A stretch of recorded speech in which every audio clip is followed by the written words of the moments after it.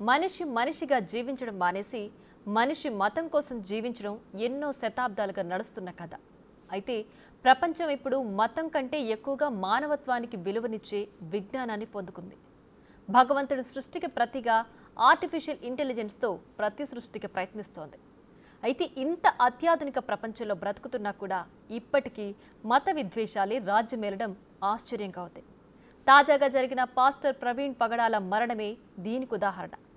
అయితే ఈ సందర్భం మరో పెద్ద ఉద్యమానికి దారితీసేంత ప్రభావాన్ని చూపిస్తోంది. పాస్టర్ ప్రవీణ్ అంతిమ యాత్రకు అంతమంది ఎందుకు వచ్చారనేది అందులో ఉన్న తీవ్రతను తెలియజేస్తోంది. అంటే క్రైస్తవుల్లో ఆందోళన మొదలైందా? భారత్లో మత సామరస్యం పూర్తిగా దెబ్బతిందా?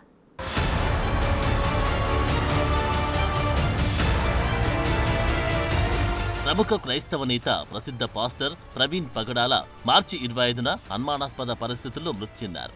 ఆ రోజు ఉదయం రాజమండ్రి ఎయిర్పోర్ట్ నుంచి వ్యక్తిగత పనుల నిమిత్తం ద్విచక్ర వాహనంపై వెళ్తూ ఉండగా గుర్తు తెలియని వాహనం ఆయన ఢీకొట్టిందని పోలీసులు అంటున్నారు. ఈ ఘటనలో తీవ్రంగా గాయపడిన ఆయన సంఘటనా స్థలంలోని ప్రాణాలు కోల్పోయారు. అయితే ఇది ప్రమాదమని అనుకుంటున్నప్పటికీ ఈ ఘటనపై అనేక అనుమానాలు కూడా వ్యక్తమవుతున్నాయి. ప్రవీణ్ పగడాల మృతి సాధారణంగా జరిగిన ప్రమాదమేనా, లేదంటే పథకం ప్రకారం చేసిన హత్య అనే కోణంలో పోలీసులు దర్యాప్తు ప్రారంభించారు. అయితే ఈ ఘటనపై రాజమండ్రి పోలీసులకు పలు ఫిర్యాదులందాయి. ప్రవీణ్ పగడాల మృతి వెనుక అసలు కారణాలు వెలుగుతీయాలని, న్యాయ సమగ్ర దర్యాప్తు జరపాలని అనేక మంది పాస్టర్లు, మత పెద్దలు డిమాండ్ చేస్తున్నారు. ఆయన కుటుంబ సభ్యులు కూడా ఈ ప్రమాదంపై అనుమానం వ్యక్తం చేస్తూ పూర్తి విచారణ చేపట్టాలని కోరుతున్నారు. అంతవరకు పరిస్థితి మామూలుగానే ఉన్నా ఈ మరణం మరింత పెద్ద ప్రభావాన్ని చూపించింది. పాస్టర్ ప్రవీణ్ పగడాల మరణ వార్త క్రైస్తవ సమాజాన్ని తీవ్ర దిగ్భ్రాంతికి గురిచేసింది.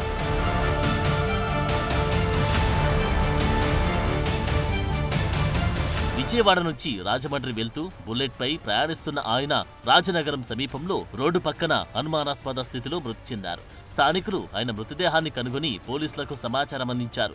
అయితే ఆయన మృతిపై అనేక అనుమానాలు వ్యక్తమయ్యాయి. ప్రవీణ్ శరీరంపై గాయాలు, పెదాలపై గాయాలు, ఇనుపరాడ్ లాంటి వస్తువుతో దాడి చేసినట్టున్న గుర్తులు అనుమానాలకు తావిచ్చింది. ఇది ఖచ్చితంగా హత్య అనే తీరులో మృతదేహం ఉంది. ప్రవీణ్ ను ఎవరో చంపి అక్కడ పడేసి ఉండొచ్చని స్థానికులు, అనుచరులు ఆరోపించారు. సామాజిక సేవలో నిమగ్నమై ఉన్న ఆయన తాను నమ్మిన క్రైస్తవం ఆధారంగా ఉన్న సత్యాన్ని నిర్భయంగా, నిస్సంకోచంగా, నిర్మోహమాటంగా, సూటిగా మాట్లాడే వ్యక్తి. ఆయన బోధనలు తీవ్రంగా వ్యతిరేకించే వ్యక్తులతో పాటు ఆయన చంపేస్తామని బెదిరించిన ఎన్నో సందర్భాలు పోలీసులకు తెలియకపోలేదు.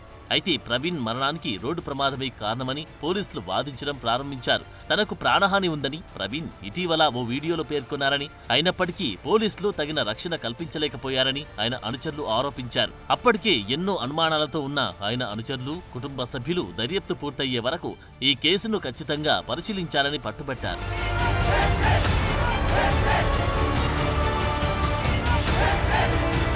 అయితే ప్రవీణ్ పగడాల మృతదేహాన్ని స్వాధీనం చేసుకున్న పోలీసులు పోస్టుమార్టం కోసం తరలించారు. ఘటనపై ఎలాంటి అధికారిక ప్రకటన ఇవ్వలేదు.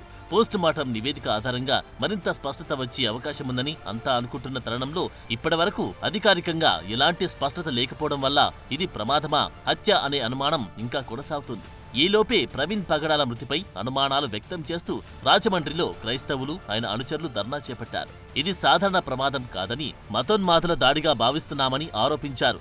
రాజమండ్రిలో ఆయన మృతదేహాన్ని చూడడానికి వేల సంఖ్యలో ప్రజలు చేరుకున్నారు. అప్పటికి దేశవ్యాప్తంగా, ముఖ్యంగా 2 తెలుగు రాష్ట్రాల్లోని యావత్ క్రైస్తవ సమాజానికి ఈ వార్త దావానంలా వ్యాపించింది. తమ పాస్టర్ను దారుణంగా కొట్టి చంపారనే వార్త నమ్మిన క్రైస్తవులు సమరం చేయాలని నిర్ణయించుకున్నారు. ఫలితం రాజమండ్రి నుండి హైదరాబాద్ చేరుకున్న ప్రవీణ్ పార్థివ దేహాన్ని చూడడం కోసం, తెలుగు రాష్ట్రాల్లో క్రైస్తవ సమాజానికి జరుగుతున్న అన్యాయాన్ని ప్రశ్నించడం కోసం వేలాది మంది తరలివచ్చారు. అయితే గతంలో ఎప్పుడూ లేనంతగా ఒక పాస్టర్ మృతికి ఇంత స్పందన రావడం ఆశ్చర్యానికి కాదు, ఆందోళనకు కారణమైంది.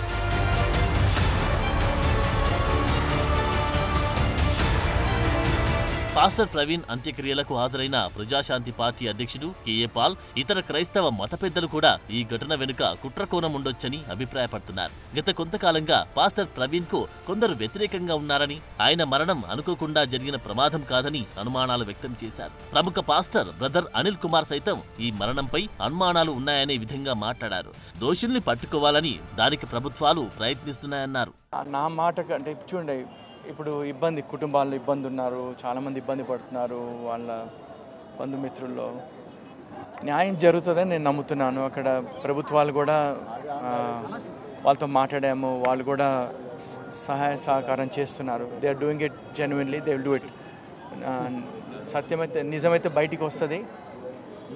ఇలా జరగకూడదు. దానికి చాలా బాధాకరంగా. అయితే ఈ వ్యవహారంపై కేఏ పాల్ మాటల్లో తీవ్రమైన ఉద్రేకం కనిపించింది. ఇది ఖచ్చితంగా హత్యేనని, పోలీసులు అబద్ధాలు చెబుతున్నారని, మేము గాజులేసుకుని కూర్చోలేదంటూ తీవ్ర వ్యాఖ్యలు చేశారు. క్రైస్తవుల్ని, ముస్లింలను చంపేస్తారా అంటూ ఘాటుగా స్పందించారు. పక్కా న్యాయ పోరాటం చేయబోతున్నాను. ఒక దైవజనుడిని చంపడమా అంటే మేము గాజులేసుకున్నట్ట ఏంటిది జరుగుతుంది? అంటే క్రైస్తవులందరినీ చంపేస్తారా? ముస్లింలందరినీ చంపేస్తారా? క్రైస్తవ సమాజం 99% హిందువులు నాతో ఉన్నారు. వీళ్ళతో ఎవరు లేరు. ప్రేయర్ చేయడానికి అక్కడ కిందకి బాడీని తీస్తామన్నారు. వారి కుటుంబ సభ్యులు, అంటే ఆత్మీయ కుటుంబ సభ్యులు బాడీని చూడడానికి కూడా నిమిషం అవకాశం ఇవ్వకుండా రౌడీగా క్రిమినల్ ట్రీట్ చేసి ఒక టెర్రరిస్ట్ చేసినట్టు ఈ పాస్టర్ గారిని ట్రీట్ చేసి. అయితే ఈ ఆందోళన ఇంతటితో ఆగే విధంగా కనిపించట్లేదు. పాస్టర్ ప్రవీణ్ మరణం యావత్ మైనార్టీ కమ్యూనిటీపై తీవ్రమైన ప్రభావం చూపే విధంగా పరిస్థితులు మారుతున్నాయి. న్యాయం జరిగే వరకు పోరాటాన్ని ఆపమనే ధోరణి స్పష్టంగా కనిపిస్తోంది. ఇటీవలి కాలంలో మణిపూర్ అల్లర్ల తర్వాత భారతదేశంలో క్రైస్తవులపై దాడుల అంశంపై ఫోకస్ వచ్చింది. మణిపూర్ అల్లర్లు జాతి వివాదం కాదని, క్రైస్తవ దేవాలయాలే క్రైస్తవులే టార్గెట్ గా మత ఘర్షణలు జరిగాయని ఇంకా చాలా మంది క్రైస్తవులు నమ్ముతున్నారు. తర్వాత ఢిల్లీలో జరిగిన ఘటన, యూపీలో క్రైస్తవులపై జరుగుతున్న దాడులు, ఇలాంటివన్నీ ఎప్పుడు లేనంతగా క్రైస్తవ సమాజంపై ప్రభావం చూపిస్తున్నాయి. ఫలితంగా రాబోయే రోజుల్లో ఇది అతిపెద్ద ఉద్యమంగా మారుతుందని సంకేతాలున్నాయి.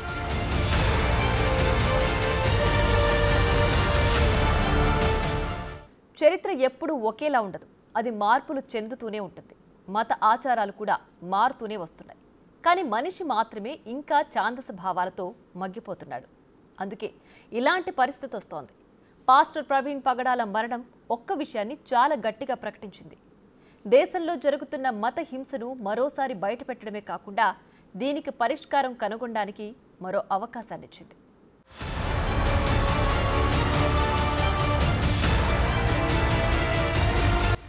తెలుగు రాష్ట్రాల్లో సంచలనం సృష్టించిన పాస్టర్ పగడాల ప్రవీణ్ అనుమానాస్పద మరణంపై ఆంధ్రప్రదేశ్ కాంగ్రెస్ అధ్యక్షురాలు వైఎస్ షర్మిల సంచలన వ్యాఖ్యలు చేయడం అగ్నికి ఆజ్యం పోసినట్లయింది.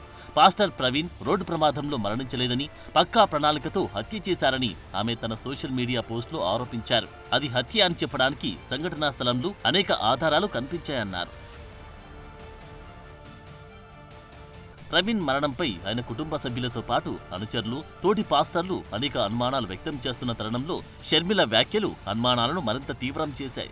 ప్రవీణ్ మృతిపై నెలకొన్న అన్ని సందేహాలను నివృత్తి చేసేలా ఈ కేసులో ఫాస్ట్ ట్రాక్ విచారణ జరిపించి నిజాలు వెలుకుతీయాలని ప్రభుత్వాన్ని షర్మిల డిమాండ్ చేశారు. అయితే బ్రదర్ అనిల్ భార్య క్రైస్తవురాలిగా మారిన వైఎస్ కుటుంబ సభ్యురాలైన షర్మిల నుండి ఇలాంటి స్పందన రావడం మరింత మంది క్రైస్తవులకు బలంగా మారింది.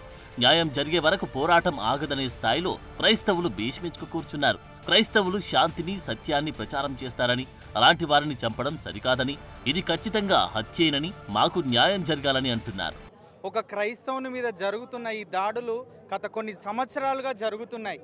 మేము క్రైస్తవులము ఒక సత్యమును బోధిస్తున్నాము కానీ ఒకరిని చంపమని కానీ ఒకరిని కొట్టమని కానీ మేము ఎవరం ఎక్కడ బోధించట్లేదండి. ఈ హైందవులకు మా క్రైస్తవులు అంటే ఎందుకు ఇంత చులకన అవుతుందో మాకు కలిగి అందరూ ప్రేమగా ఉంటాం. వాళ్ళ ఇంట్లో ఏదైనా ఫెస్టివల్స్ అయితే మేము వెళ్తాం, మా ఇంటికి వస్తారు. కానీ ఎందుకు అన్నను ఇంత పగ పెట్టుకున్నారో నాకు అర్థం కావట్లేదు. కానీ అన్న ఏ డిబేట్లో కూర్చున్నా మెల్లగా నెమ్మదిగా సమాధానం ఇచ్చే వ్యక్తి. కానీ ఇంత ఘోరంగా అసలు అందరూ అంటున్నారు ఇది మర్డరే అని, కానీ 100% ఇది మర్డర్గానే కనిపిస్తుంది. కానీ ఏ రాజకీయ నాయకులు మరి ఏం చేస్తారో 29 తారీఖు రిజల్ట్ ఇస్తామని చెప్తున్నారు. కానీ ఆ రిజల్ట్ మాకు అనుగుణంగా ఇస్తారని మేము నమ్ముతున్నాము.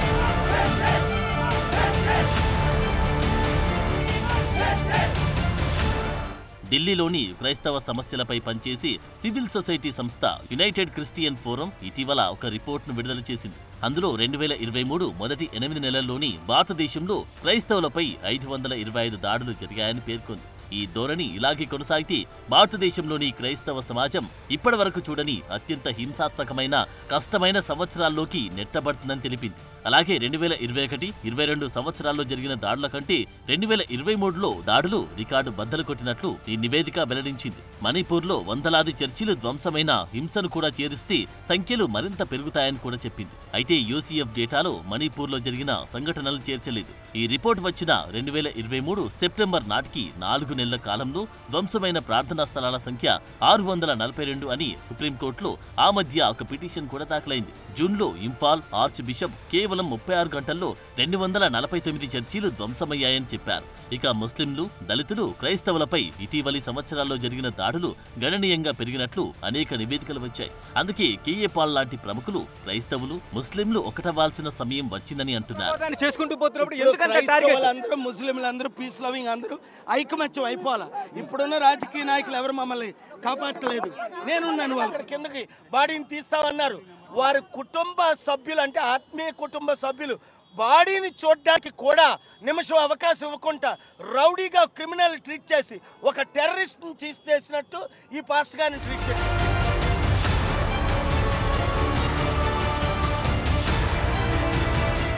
ఇక్కడ కేఏ పాల్ చేసిన వాదన కేవలం ఒక వ్యక్తిదని కోణం తీసుకోకూడదు.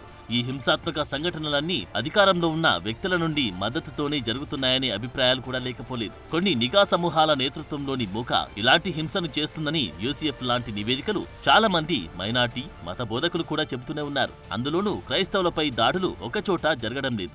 ఇటువంటి సంఘటనల్లో పెరుగుదల హిందూ జాతీయవాదంతో ముడిపడి కొనసాగుతుంది. అధికార వర్గాలు మైనార్టీలపై వివిధ రకాల హింసను చేస్తున్నారనే వాదన ఉంది.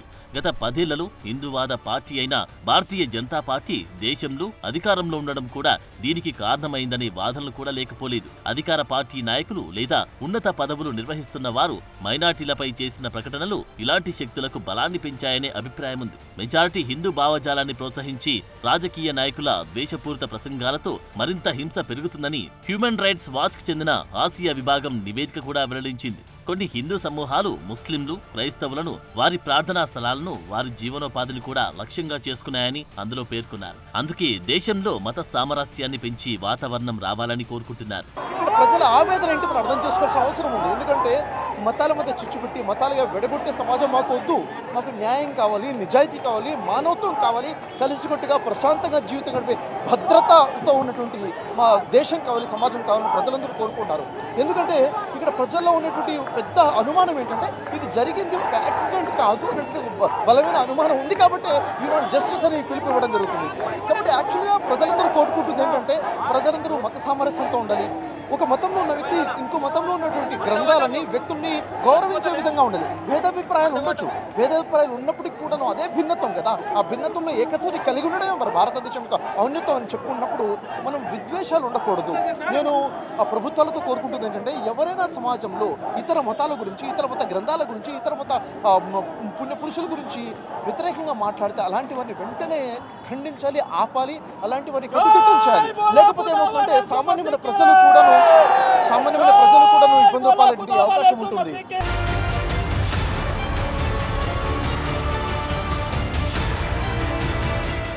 దేశంలోని కొన్ని ప్రాంతాల్లో బీజేపీ రాజకీయంగా ఎన్నికల పరంగా బలంగా ఉన్న చోట దాడులు ఎక్కువగా ఉండడం ఇప్పుడు క్రైస్తవ సమాజంలో చాలా అనుమానాలకు తావిస్తోంది. 2023లో మోడీ చివరిసారిగా న్యూఢిల్లీలో ఈస్టర్ రోజున చర్చిలను సందర్శించడం వల్ల క్రైస్తవ సమాజం నమ్మే పరిస్థితిలో లేదన్నది స్పష్టంగానే అర్థమవుతుంది. ఎందుకంటే హింసకు పాల్పడే వారికి శిక్ష విధించినప్పుడు మాత్రమే ప్రభుత్వాలపై ప్రజలకు నమ్మకం ఏర్పడుతుంది. ఇలాంటి ఎన్నో దాడులపై ప్రధాని మౌనం తీవ్రమైన పరిణామాలకు దారితీస్తుంది. మణిపూర్ వ్యవహారంలోనూ ప్రతిపక్షాలు మోడీని ఇప్పటికీ అదే ప్రశ్నిస్తున్నారు. ఇక మత స్వేచ్ఛను కాపాడతామని హామీ ఇచ్చి భారత్ లాంటి దేశాలకు ఇలాంటి పరిస్థితిని పూర్తిగా రూపుమాపాల్సిన బాధ్యత ఉంది. లేకపోతే ఇది అతిపెద్ద ప్రమాదానికి కూడా దారితీయొచ్చు. అప్పుడు భారతదేశం నిలబడిన భిన్నత్వంలో ఏకత్వం అనే సూత్రం తెగిపోవచ్చు. దానికంటే ముందే ప్రభుత్వాలు, ప్రజలు మేల్కొనాల్సిన అవసరం ఉంది.